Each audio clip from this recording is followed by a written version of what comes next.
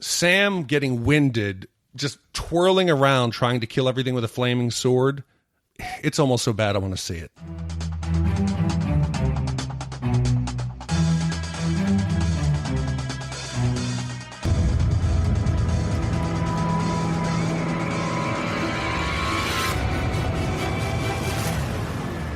Welcome back to On the Throne, the Shat on TV podcast companion piece to the incomparable HBO series Game of Thrones. I'm one of your hosts, Gene Lyons, and alongside me is my co-host, Big D, Dick Ebert. Good evening. And this is our Small Council fan email episode where we look back on this week's episode of Game of Thrones and provide our feedback on the top listener emails for the week, all part of a segment we call the Small Council, aka the Red Keep Diaries. This week's episode was called Stormborn. You listened to our ideas on Tuesday's Deep Dive. Now it's our turn to hear from you. I feel like I got to start off by apologizing. Going through the emails today, we normally will do a voting procedure where the three of us vote on them and we pick the top. There were so many good ones that each one, I wanted to force it in. And if I had my way, this would probably be like a 2.5 hour podcast. But if we don't read yours on the air, there are so many that almost made the cut. I feel terrible for not including everybody, but the emails we're getting are fantastic. Yeah, if you didn't make the cut, you can squarely blame me because I had to take Big D and whack some of his back out of there because I was like, no, we're sticking to these and that's it. We had a lively debate on a few of them, and so we really settled on some top ones. But please go to shatontv.com and check out the rest of these because they are phenomenal emails. A lot of them were on the same topic, so we had to kind of pick one over the other, sometimes for brevity. So please check them out. Some of the topics that we're going to cover in this small council will be Euron Greyjoy's real plan, whether Sir Davos could be the promised one, the secrets of the Lightbringer, where Bronn is in all this, the debris of the Iron Fleet, what will be the fallout of that pirate battle, defending castles and what it takes to defend a castle. We're going to talk a lot about Samwell Tarly, and finally just some criticism of some people who are falling out of love, at least slightly, with Game of Thrones and why. So yeah, let's get rolling. Big D, if you'll do the honors and take us to the small council. Shame.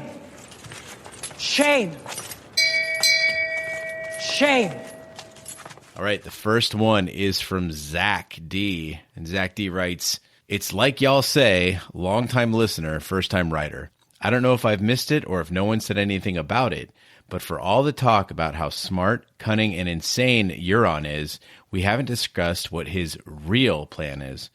You notice in the first scene he is in with Cersei, he says, quote, 'I want to marry the most beautiful woman in the world.' Cersei, in all her humbleness, assumes that he means her. I don't think that for a second, and anyone who has paid attention to Game of Thrones should have picked this up, and it's killing me. I just wanted to see what y'all think about it. My thoughts are that he's scheming to use Jaime and Cersei for the time being until he can find a way to marry, kill, or steal Daenerys or her dragons. I know his actions seem to put his money where his mouth is, but something just isn't right. This is the Ironborn we're talking about here. Last season, that was his plan, and from what I'm finding, no one remembers this. Daenerys will need allies unless she decides to just burn the whole place to the ground, which I don't think would be unlikely for her because she seems fine with mass killing and terror. I think this plays into Theon jumping overboard. Actually, it's what made me come back to it, because Dany will need ships. Euron has ships. The only thing keeping them apart is Yara and Theon. Theon, whether he's a coward or a broken man, doesn't matter. According to law, he is an heir to the Iron Islands, and I think that will play a part in this. That is why he had to survive. Euron is out for himself and is looking for a beautiful queen. I know of 2 queens right now, and only one has dragons. I think that's where Euron is looking, and I think we'll see those moves over the next episodes. That's from Zach D. Yeah, I like it a lot. I totally glossed over that. When he comes in the throne room, he mentions that he was looking for a beautiful queen, obviously playing on Cersei's vanity. I never even really gave it a second thought. He went after Yara and the fleet, obviously to get his prize, to win Cersei's faith, but also to get rid of Yara. But his endgame probably, it's possible that it's Daenerys. When we talked about it early on in the season, we talked about the fact that in season 6, we assume that, or we're driven to the point of knowing that his target is Daenerys. And yet then we said our explanation was that forward things changed. And so as a result, he had shifted his focus. I like what Zach's saying here, though, that maybe that's not the case. Maybe this was, he's adapting to the situation. But all in all, he still wants to be with the baddest bitch in Westeros. Yeah, he's not a dumb guy. His character's intelligent. He's been methodical and planning, and he has to see that the Lannisters are a bad bet. If you're going to try to get in for the long haul, right now you're going to go with the Lannisters, who are scraping the bottom of the barrel to get allies and trying to beg their bannermen and scare them with xenophobia and fear of the foreign hordes. It would make sense that Euron would want to go with the strong hand, and those dragons unsullied and the Dothraki, that's where my bet would be.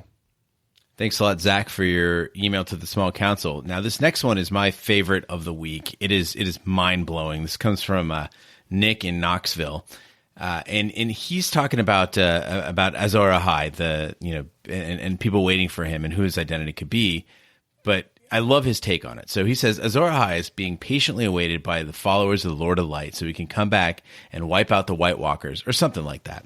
And there is a related prophecy. It goes like this, quote, "When the red star bleeds and the darkness gathers, Azor Ahai shall be born again amidst smoke and salt to wake dragons out of stone."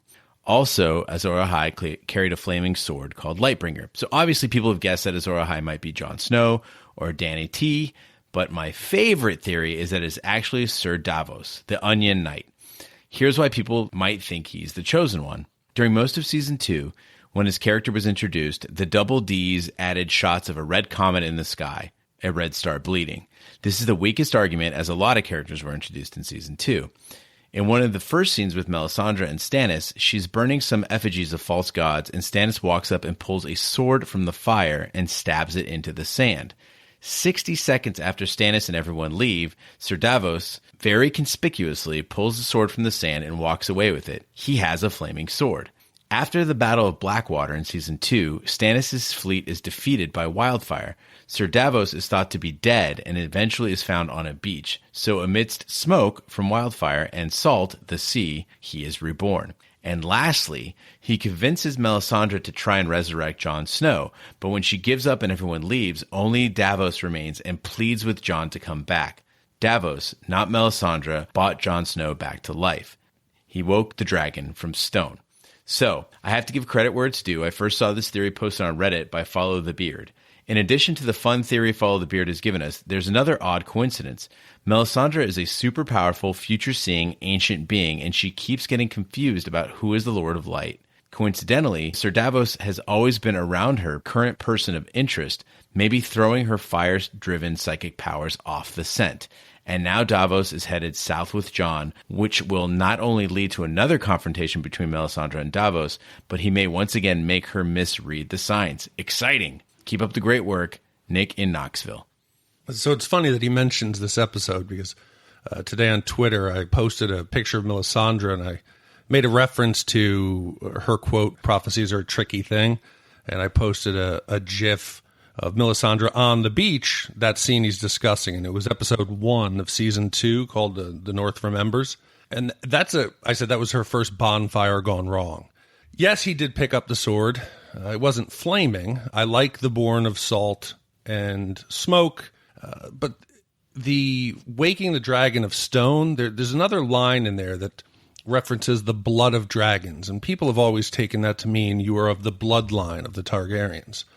It could also very well mean, much like Lightbringer was quenched, first through the heart of a lion, didn't work, but the eventual one was driven through Nissa, Azor Ahai's wife, which did temper the blade. So the blood of dragons doesn't always mean that it is a descendant of the Targaryens. It could also be, if Sir Davos is the one that we're speaking of, that he could slay a dragon or be forced to kill a dragon, or even possibly Daenerys. That would fulfill the prophecy by getting the blood of the dragons on his sword. Again, it's a stretch, but possible. It's a good thing to watch for Big D. I think that's something that we can kind of look for. And if you see any of those events happen, then it might point to him. Now, what I like about Sir Davos is he's really one of the few characters. We talk about how in this show you see good people do bad things, you see bad people do good things. He is one of the few that has an absolute moral compass, And he is, throughout this show, he's been forthright. He is the one that seems most deeply affected by Stannis, turning on his own daughter. He's the one that seems the most affected by all the wrongs that are being done in this world. I mean, he is truly a knight, the Onion Knight. And so I think that it would be so fitting to have the Promised One be someone of this sort of moral fiber. I think it would also be ironic as to how much he was against the Lord of Light, whether it's the Battle of Blackwater, where his son was proclaiming the greatness of the Lord of Light, and Sir Davos always questioned it, and he hated Melisandre for everything that she did, referencing witchcraft and sorcery. So it would be very ironic if the prince that was promised, or the one to end a long night, would be a non-believer. I think it would be ironic and fitting. Thanks a lot, Nick, for that outstanding letter. The next one it's a repeat writer from Tiago, and Tiago has been writing us all week, several great tweets and emails. We have another amazing Tiago email on the Small Council blog page. If you go to shadontv.com and go to the Small Council section under Game of Thrones, you can read all of these. So please go read the other one. It was hard to choose one out of the two that he wrote, but this one I think dovetails nicely off of the topic of Lightbringer. So he says, what Gene said about Lightbringer is what we actually know about it. In the books, we have a prophecy saying, there will come a day after a long summer when the stars bleed and the cold breath of darkness falls heavy on the world. In this dread hour, a warrior shall draw from the fire a burning sword, and that sword shall be Lightbringer, the red sword of heroes, and he who clasps it shall be Azor Ahai come again, and the darkness shall flee before him.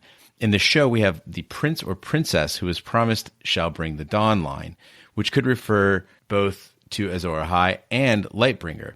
Raj half-jokingly mentioned that the sword might be forged in the death of a loved one, maybe at childbirth, and that isn't completely far-fetched. In the show, right after Jon is born, we see Ned entering the Tower of Joy and putting a sword to rest by the bed. The camera lingers on that, and that sword is Dawn, the ancient blade of the Dane family, forged from the heart of a fallen star. There's a passage where it's described as being, quote, alive with light, end quote. Sir Arthur Dane is the Kingsguard who was owning Ned until Howland Reed stabbed him from behind, allowing that opening that Ned needed to kill him. After Lyanna makes Ned promise not to tell of Jon's true origins, it is known that Ned goes to Starfall, the seat of House Dane, to return both Sir Arthur's body and Dawn to his relatives. When he gets there, Ashara Dane, Sir Arthur's sister, who is said to have been in love with Ned, throws herself into the sea. We have a lot of deaths of loved one happening when Jon is born, and the sword has been resting in Starfall ever since. Starfall is close enough to Old Town that Sam could take it and bring it to Jon Snow if he found anything in the Citadel about the sword.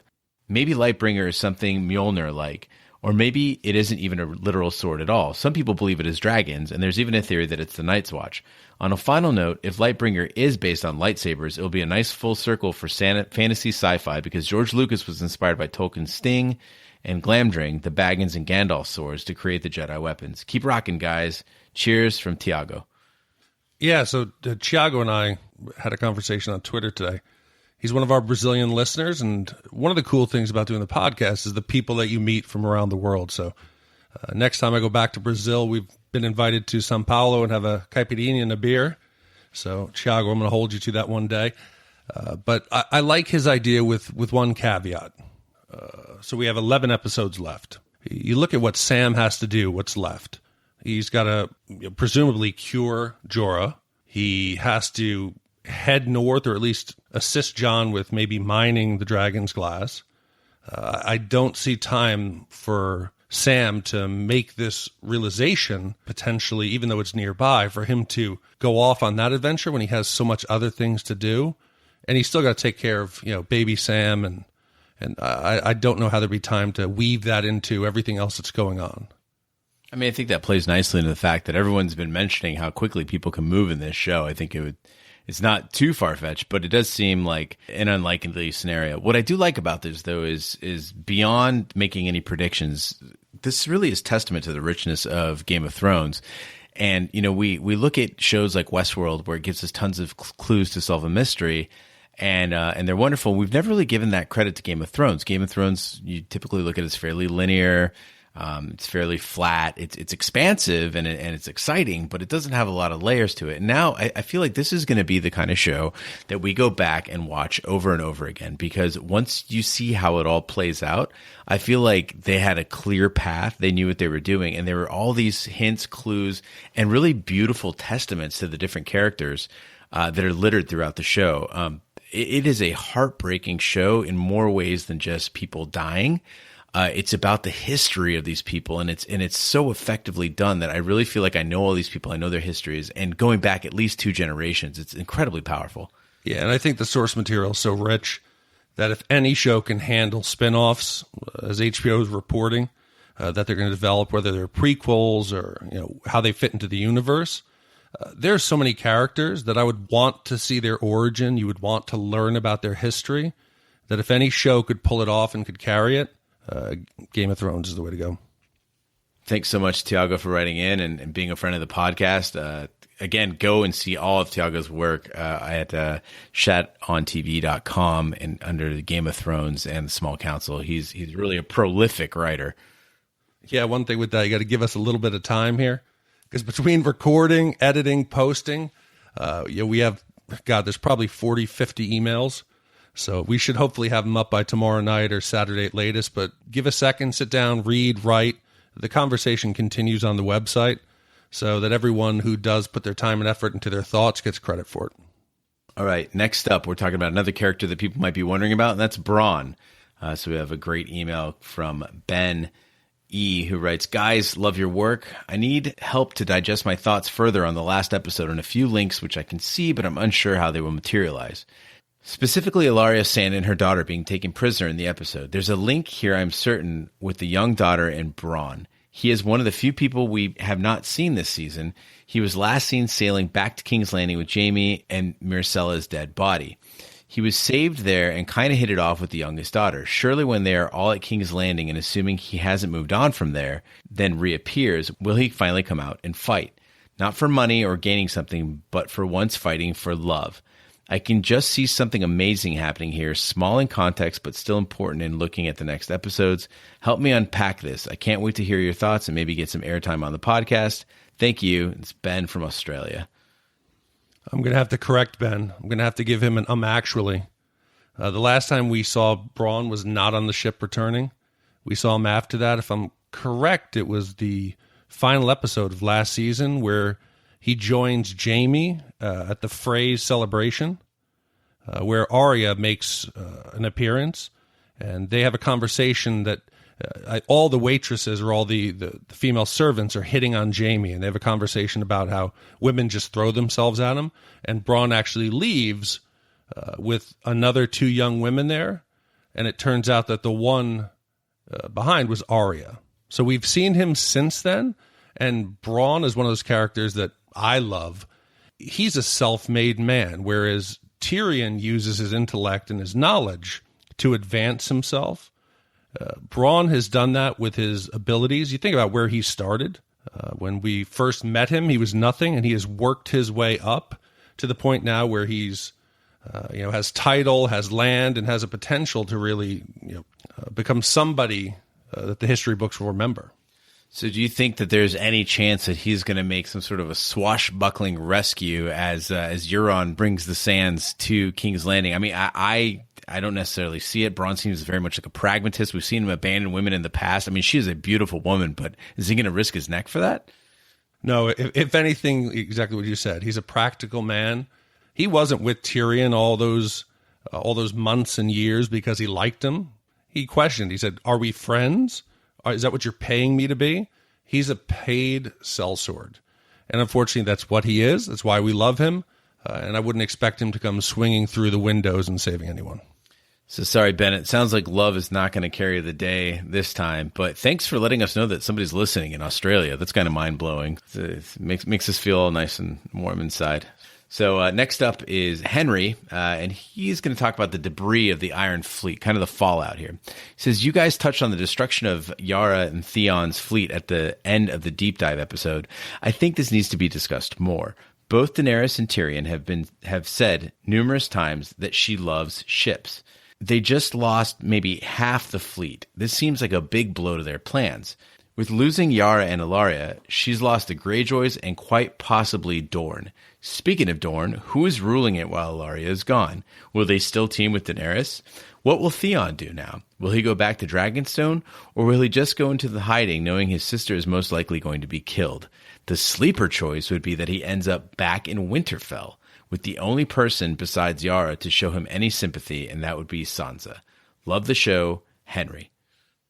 So the question is who's running Dorne, and we would have to assume that it is Ilaria. I think it seems if you kill the leader, you become the leader. It's like the Klingons in Star Trek. So the Dornish, they're going to be in chaos. You don't have ships to get them, so they can travel over land, but that's going to take some serious time. Jon coming to Dragonstone now, where she was going to order Jon to take a knee, Jon might now come in a position of power.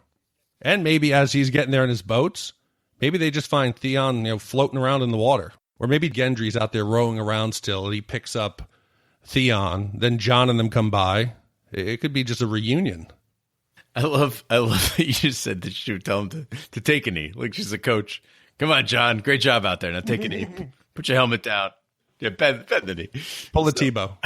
So I'm thinking here, though, there's been a lot of chatter about what's going to happen to Theon, and I think everyone's in agreement that he doesn't just disappear here. He's not going to die at sea. Something happens with him, right? He survives. I haven't yet heard this idea that he makes it all the way back to Winterfell, which would be, interesting. But the overall consensus seems to be that he is on a collision course with running into Gendry. That Gendry's last seen kind of boating around and where would debris from the bay land and will they find each other? Who knows? Or maybe he just finds his way to King's Landing in another way. But I think that we're all in agreement that he's not dead. That he's not going to die out there. I think it would be ironic in a show where Melisandre can make it from Winterfell to Dragonstone in like a day if Gendry only went maybe 5 or 6 miles in 4 seasons. I think that would be ironic. Yeah, strapping young lad like that, those big baker's arms, I think he's probably going to be, just fine out there in the water. He's probably found his own, who knows? He's probably got his own fucking army by now. God, but if I'm Theon, there's no way after that traumatic experience I just experienced at sea that I'm going to go back to Winterfell with all the bad memories of Ramsay, and I'm staying someplace nice and warm, find a peaceful place, and just hang up my sword.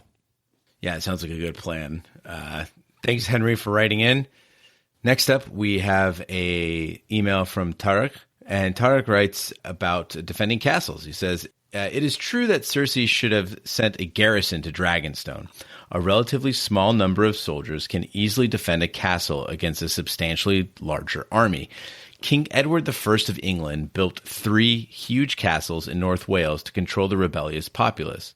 Once built, they did not require a particularly large garrison at all and successfully defeated sieges by much larger armies.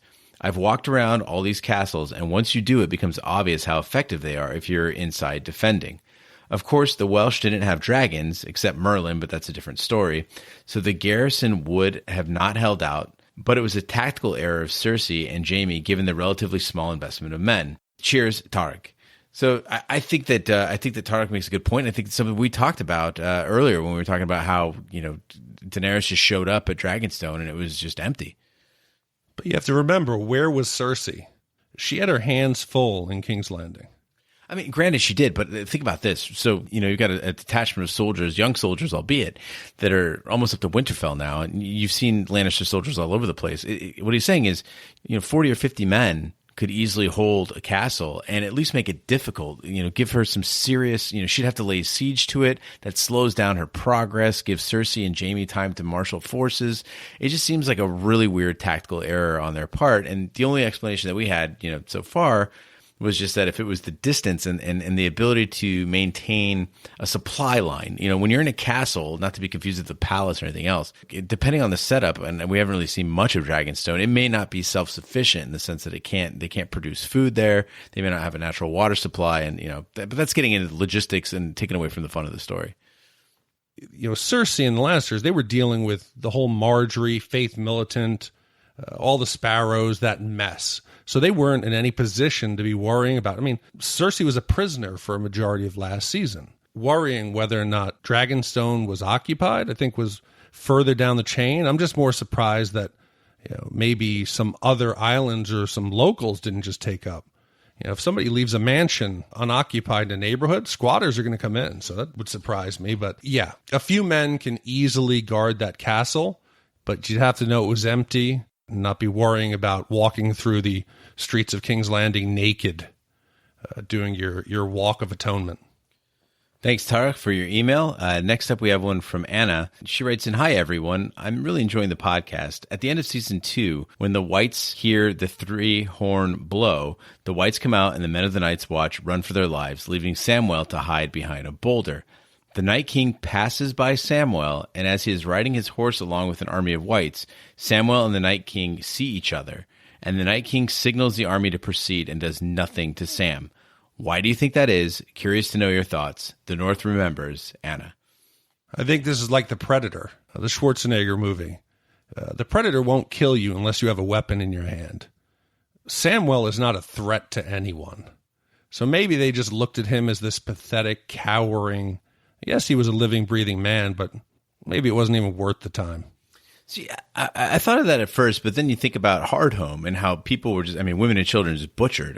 Left and right. There was no rhyme or reason to who was fighting and who wasn't. And, I see what you're saying, that maybe it was a combat mode, right? If anybody's fighting, then it's a war, and then they take them out. But that doesn't seem to be, mercy and logic don't seem to be in the Night King's vernacular. And so the only thing I could think of is there must be a bond there of some sort. And you start searching to see what that bond could be.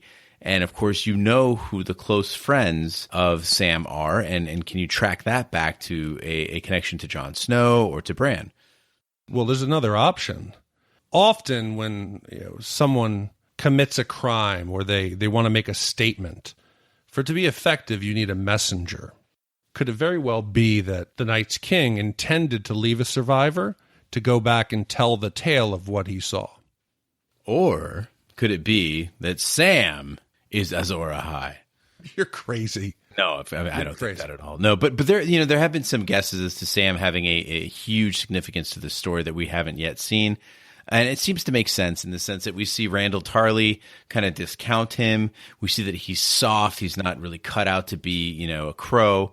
And so here, though, you see that, perhaps there's something more to him. We see flashes of his heroics throughout the story, and he seems to, be destined to at least be a great maester, if not something more. God, what this just made me think of.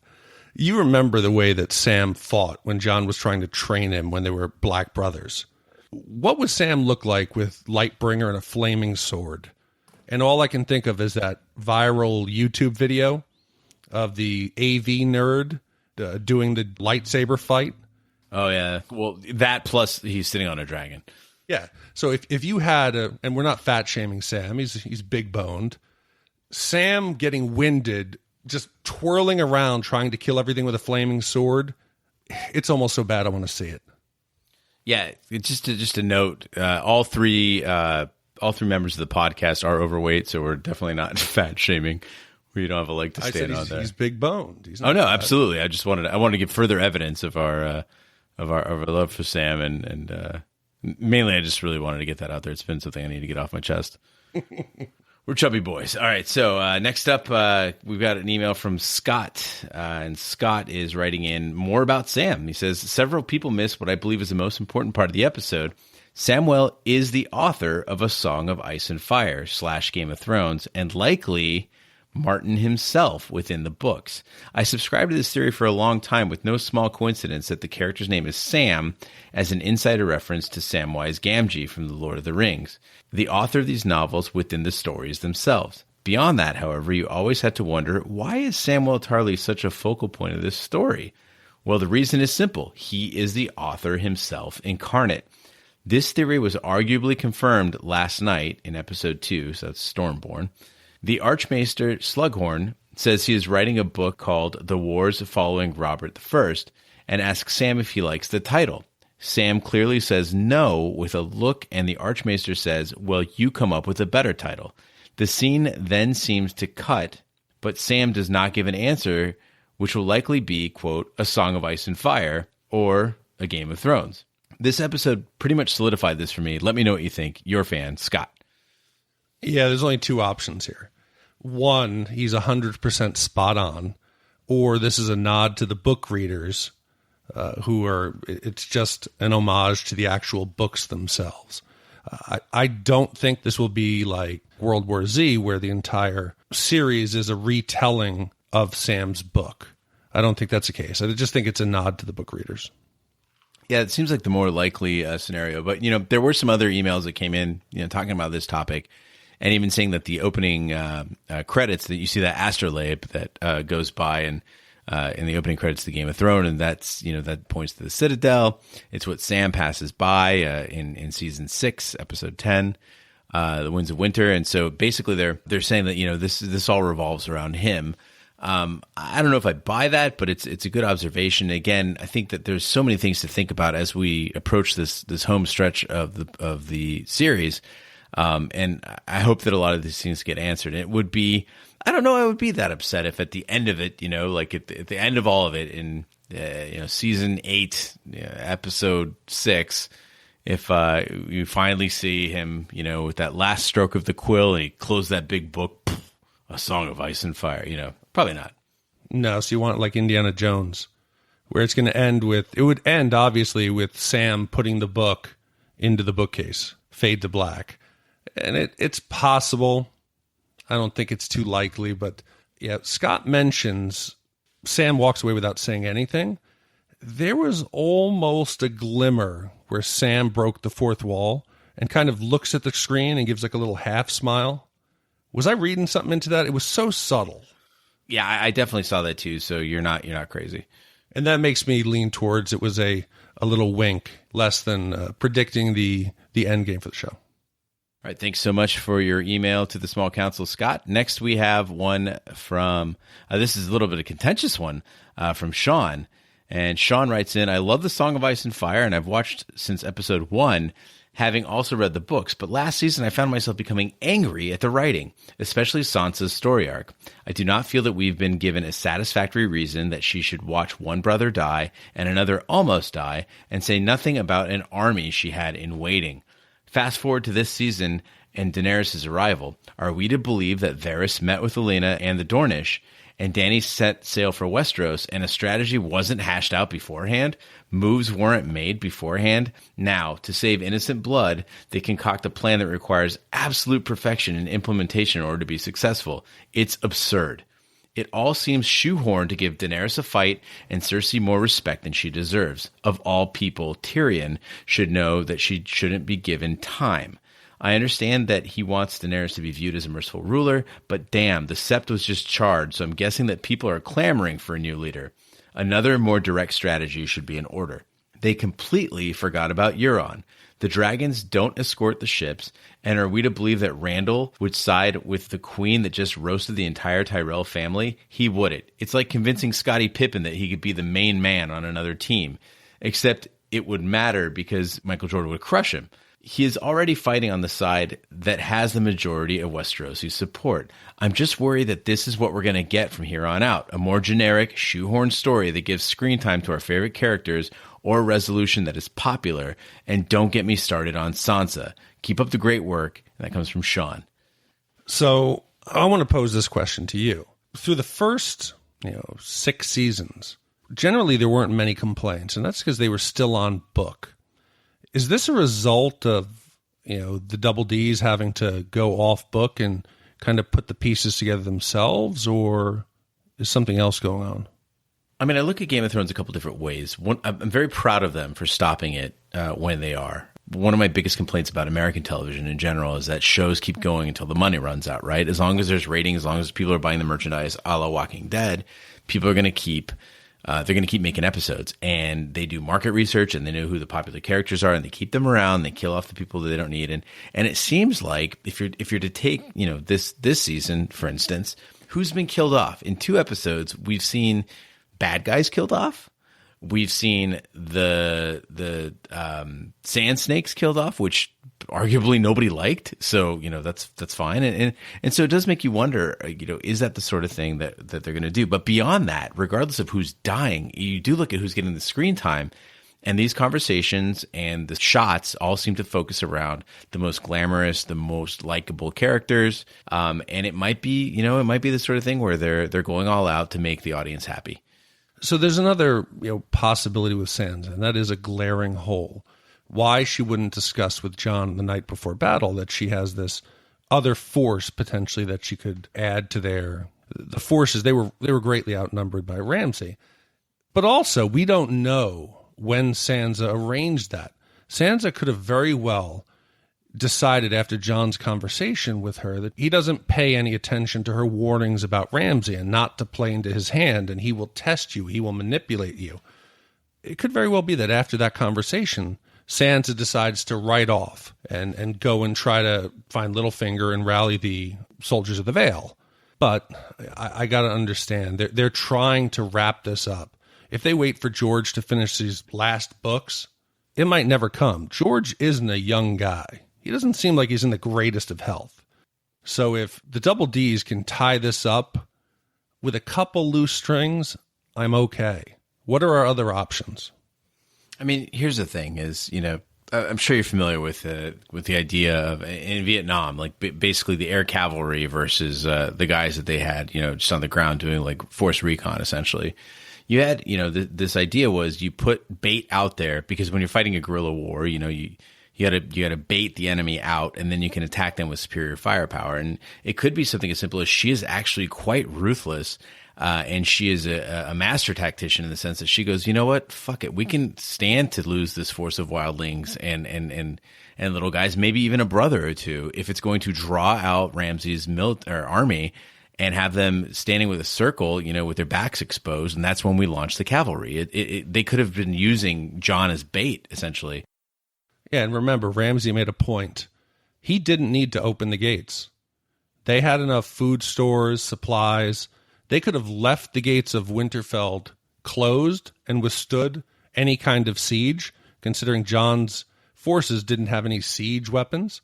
So actually, I like your idea, without Sansa using Jon and the Wildlings as bait, you don't get the full Ramsay forces out, and the soldiers of the Eyrie, the cavalry, they're not effective against a closed gate and high stone walls. So you needed that to happen. Right. And I think also in addition, with a lot of these, I think they're very valid issues that they're taking with the show. And I think that we should always watch with a critical eye. I'm the first person to do that. But at the same time, we have to remember that most of these people are very, very new to military strategy. You've got a lot of, fresh faces, young people fighting these wars, and their communication isn't the best. So I think that a lot of mistakes can be made, I don't know that if I were Daenerys, I would send my dragons to escort ships. I mean, is that even practical? And I also, as a side note, Sean, wonderful job on the Scottie Pippen reference. That really crystallized the metaphor for me. Are you telling me he wasn't the main man on? Was it the Rockets? No, Scottie Pippen was a Chicago Bull, man. No, but after he left. Didn't he go to? He went to the Rockets, right? Oh gosh, I don't know. All I cared about back in the day was the Suns. But no, I agree. I mean, that's a really good point, though, is that you've got a family that has pledged fealty to the Tyrells, and they just got roasted. He should be slaughtering. I mean, maybe that's why they were there in armor. They thought they were next, but he should be slaughtering Lannisters left and right at this point. Damn, he should not have shown up to King's Landing. She just blew up the Sept of Baelor. I'm not going anywhere near she calls me. All right, and finally we have an email all the way from Kiev. This one comes from Stan. It says, I believe that after losing the war with the dead, in a last effort, Bran attempts to pass on a message into the past to save the future. Unfortunately, due to the walkers meddling, the context is lost along the way, and a grown man is driven insane by the voices telling him to burn them all, eventually leading to the Mad King. We've seen something similar happen before with Hodor and Hold the Door. In the end, Bran will be to blame for the events that lead to the death of his oldest uncle and grandfather, as well as Robert's rebellion. Just as George said, this would be quite the bittersweet ending. It can't be a coincidence that Bran's vision of King Aerys screaming, burn them all, when he's, downloading the Three-Eyed Raven's, data dump, that he sees that. The show doesn't do anything for no reason. The Three-Eyed Raven had told Bran about the nature of time, the past is already written. He says the ink is dry. So that means that in the Thrones universe, it's operating in a closed loop. Bran can't change the past through his time travels. He can only fulfill it. And it would be an ironic, bittersweet ending to the lesson of sometimes there's nothing you can do. All right, guys. So that gives you a lot to chew on for this week until we rejoin you on Sunday for the Instacast. Please write in and let us know what you think about this stuff that you heard on today's podcast. Again, that's hosts@shadontv.com. We'd like to wrap up with a few corrections in our new and wildly popular section called Actually. So this part of the show, we will read in some of the corrections that have been sent in by you, the listeners. Thank you so much for checking our asses. So I'm going to start out with Tiago. Tiago says, I still can't differentiate between your voices, but actually someone confused Jon with Robb when talking about the Great Hall scene. I think that was you. I'm going to point the finger. I'm pretty sure it was you. We sound similar. No, bullshit. We sound exactly I would alike. never say that. No, I'm almost 99% sure that was you. I remember when you said it. All right. Thanks for letting me know. It was one of those things that just slipped. I stopped you. There was one time that Gene said, what was it? Long claw. Tooth. What did you call? Yeah. He called long claw, long tooth. So I caught that one. I can't catch everything. I'm just saying, I'm glad Tiago cares more about the show than you do, Big T. Oh, shut up. All right, so next up, we've got one from Grace. It says, I'm sorry to be a nitpick, but actually it's Theon, not Theon. That's from Grace. And I actually started out saying Theon, and then you guys got me saying Theon. I don't say Theon. That's Roger. Okay, well, Raj got me started saying Theon. Yeah, I'm guilty of Meister instead of Maester. But Roger is Theon, and I cringe every time he says it. Well, thanks, Grace, for settling that for us. We can now tell Raj he's wrong. Here's another one from Travis M. He says, that's not 1-1. He's referring to the giant that we see, the giant white that we see in episode 1 of season 7. He says, actually, that's not 1-1. Wrong eye. And we got a monster one from Phil. And I'm just going to start with one big on actually and then roll into Phil's entire dong conversation. Phil says, actually, it's made clear that the Unsullied are completely emasculated, which is to say that scrotum, testicles, and penis are completely removed. It is not specifically stated that this is what happens to Grey Worm, but there's no reason to believe anything different. Now, to get to the nitty-gritty, as it were, if the testicles are removed, it's still possible for men to get erections. They just can't produce semen. Consequently, they could quite easily have intercourse, but since it's explicitly obvious that Grey Worm performs cunnilingus, he's unable to do that. Also, well, actually, that's not true. You can do both. Also, to further correct you, he's going to have no desire for sexual congress. However, that doesn't mean that he wouldn't want to please a partner, but it wouldn't be a sexual pleasure for him. Also, to further correct you, Theon Greyjoy was not castrated, which means the removal of testicles and penis. It is made perfectly clear that only his penis was removed, which is called a penectomy.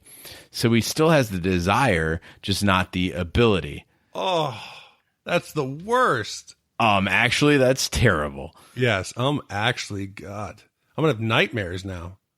And finally, we've got one from listener Leah Ray, who says, actually, Roger did not support Shat on TV at the San Diego Comic-Con Game of Thrones pub crawl. He supported Team Leah Youngsma, which is probably the best team that has ever existed. So Leah Ray calling us out. Raj was not representing us, but rather her at the pub crawl. Thanks a lot, Raj.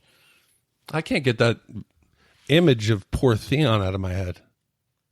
Yeah, I mean, you know, again, I think people are really hard on him for jumping off the boat. I keep reading more and more people calling him a coward and saying that, you know, he betrayed and it'd be better that he died and saved face. And look, man, that guy's been through a lot. Take the pillar, not the stones. We didn't even conceive of that concept. And then he's got to sit there and watch Yara pound ale and flirt with Ilaria. Yeah, I mean, that was hard for me to watch, and I've still got it all going on down there.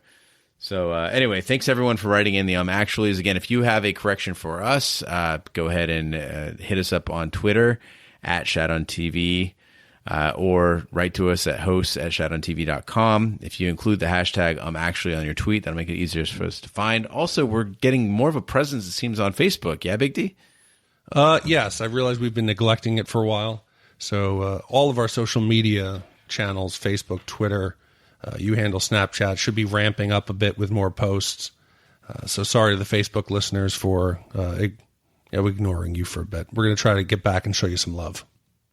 Yeah, and again, if we left your email out this week, we do apologize. We had so many great ones, and none of them were terrible, except for the ones that were critical of me.